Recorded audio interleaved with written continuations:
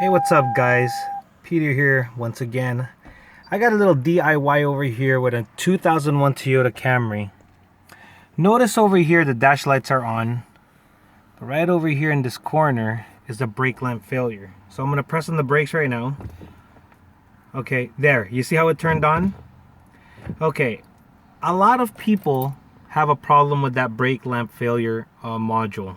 But I'm going to tell you guys right now. Okay, so my car with the previous owner sustained some rear driver's side damage. And what kept happening here was that I kept getting a brake lamp problem. Now, there's a few ways to diagnose this so that you guys know what's causing it. If one of the brake lamps or parking light lamps are busted in the back, as soon as you turn on the parking lights, it's going to trigger the lamp failure. Okay? With the brake lamps, as soon as you press the brakes, if one of them are out, it's going to trigger the brake lamp failure. Well, the problem that I was having was that the aftermarket product that they put on the rear tail light, it's this old school style spring-loaded socket. Okay? So it has a spring. See, if I pull on it, I don't know if you guys could see. If you pull on this, basically, it's going to push it down. Okay, look. See, I'm pushing it from the inside. The problem with these sockets is that eventually, because of heat, weathering, or whatnot, the spring starts deteriorating and it no longer has the capacity to be able to push on the bulb properly to create contact, therefore causing a burnout. Okay, if you see this bulb is kind of clouded because it's burned out. The original equipment on this car came with the solid base bulb. It's the square kind, not the type base that's like this. It's the square kind that's like about rectangular. I don't really have one right now. I accidentally threw it away already, the old one. Anyway, so there it is, you guys. So that was the problem I was having. So now I have this one right here, okay, which I'm gonna connect here to the original one. So this is a newer model, a newer type base that's not spring loaded. Rather, the contacts are kind of bent, which is still not as good as the square base kind, but it'll do. So hopefully this will solve my problem. Now, real quick, if the brake lamp module, which is right behind this panel, it's just a little yellow box. If that one was to go out, it would be automatically on. The dash light indicator would be on as soon as you start the car, before even pressing the brakes or even turning on the parking light lamps. Because you got to remember, if the bulbs are busted, it will not trigger a faulty lamp indicator unless you turn on the lights. Okay, now there's some rumors out there. I'm not sure if it's real or not, but they're saying that when the bulb gets old, the lamp indicator measures resistance, so it'll have different resistance. I believe it somewhat, but not really, and this is why. I've seen cars like this that never had a problem with it. Unfortunately, my car was hit, so an aftermarket was placed on there, but I see cars out there that has never even replaced a bulb.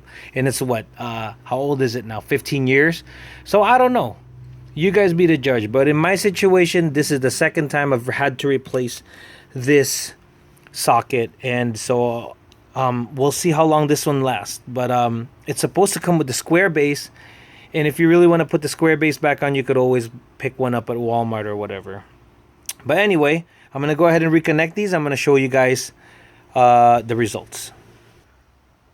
Alright guys, so there it is right there. I've soldered it. Now I just got to close it back up.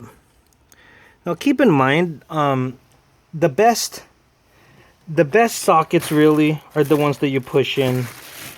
I mean, it's just, you know, the kinds that you twist on they're really not reliable, because eventually the contact points are going to wear it. Here's the bulb that the original takes.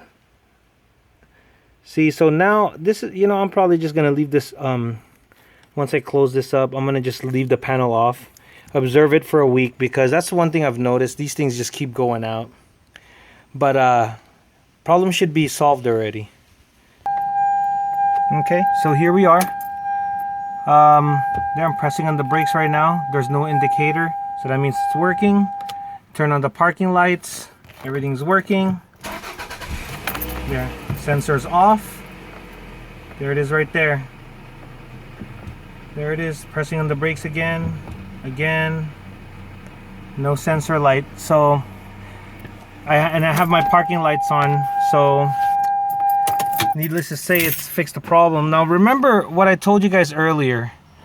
One way to troubleshoot which bulbs are not, you know, are malfunctioning or whatever. Well, the best thing is that if you have somebody behind you checking for you, whichever one went out. But if you're by yourself, start with the parking lights. When the engine's running, turn on the parking lights. If the sensor, the brake lamp failure indicator turns on, then it's connected to your parking light. Now, if you press your brakes while the engine's running, or if it's on a, you know, ignition, then the light will turn on. Okay, the problem I was having is that, like I said, when it's cold it works, when it's hot it stops working. It's because of the spring.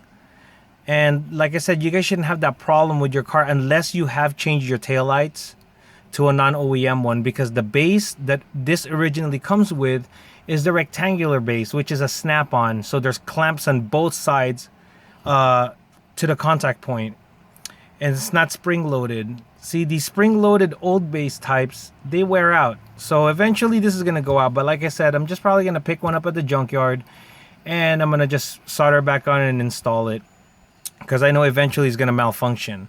Now remember, if it's the brake lamp indicator, the module itself that's malfunctioning, you would know, because as soon as you start your car, before you even turn on any lights, before you even press the brakes, before you even turn on the parking lights, it'll already trigger and the lamp indicator will turn on there. That's one way to check. Anyway, guys, that's my opinion. This is Peter from Roland Heights again. This is another DIY. If you like this video, please give it a thumbs up. Please click like and subscribe. This is a family channel, and so you're gonna see my kids, and you know, sometimes I vlog and I work on cars or whatnot. You guys all have a blessed day. Thank you so much for visiting the channel. Please subscribe. Thank you.